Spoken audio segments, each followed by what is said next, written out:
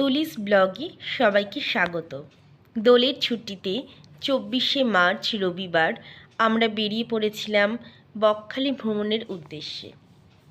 ভোর 4:40 বনগাঁ লোকাল ধরে আমরা পৌঁছে গেলাম শিয়ালদা স্টেশন এবং সেখান থেকে 7:14 নামখানা লোকাল ধরে নিলাম। প্রায় 3 ঘন্টার পথ শিয়ালদা থেকে নামখানা পর্যন্ত, এবং জানলা দিয়ে প্রকৃতি দেখতে দেখতে পৌঁছে গেলাম নামখানা স্টেশন। স্টেশনে নেমে একটু খাওয়া দাওয়া করে একটা টোটো ধরে নিলাম। আপনারা শেয়ার অটো বা বাসে করেও যেতে পারেন বকখালি।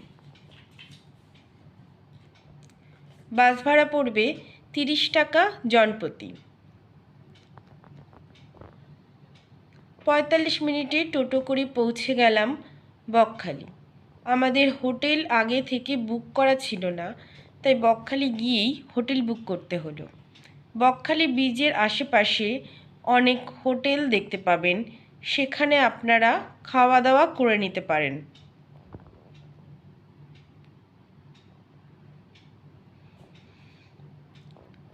এবং আপনারা সেই দিন গিয়েও সাইট সিনগুলো করে নিতে পারেন,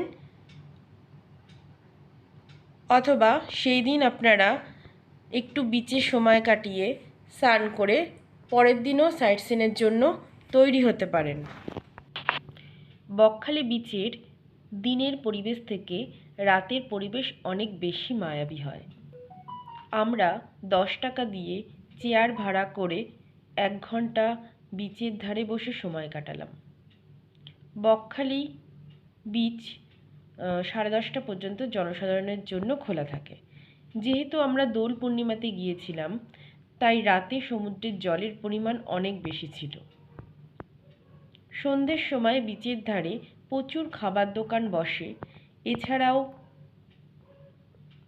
সামুদ্রিক ঝিনুক, শঙ্খ, নানা রকম শৌখিন জিনিসের প্রচুর দোকানপাট বসে।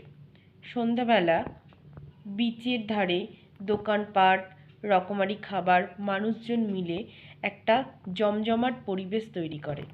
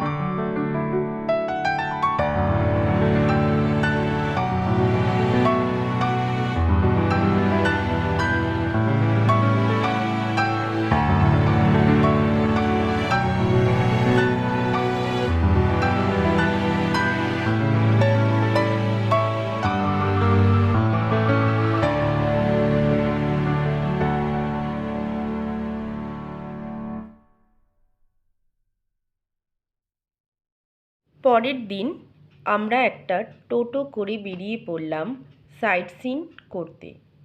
কার্গিল ব্রিজ, ফ্রেজারগঞ্জ, ফ্রেজার সাহেবের বাংলো, বিশালাক্ষী মন্দির এবং হেনরিজ আইল্যান্ড।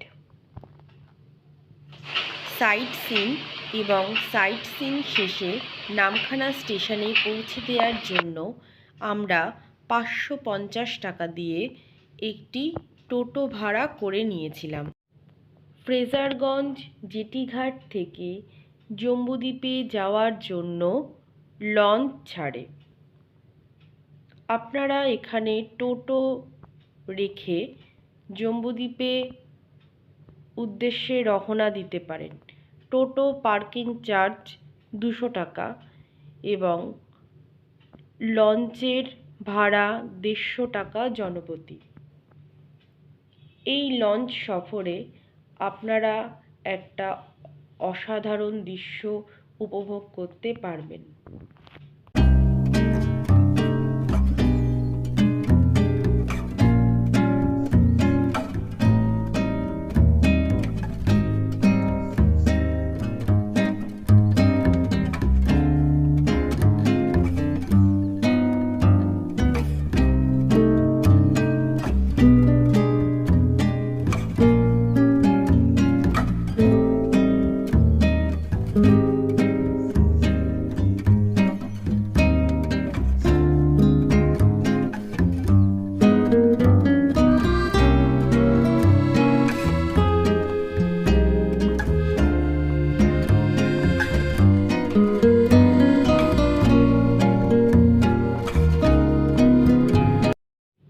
এরপর আমরা চলে আসলাম হেনরিজ আইল্যান্ডে।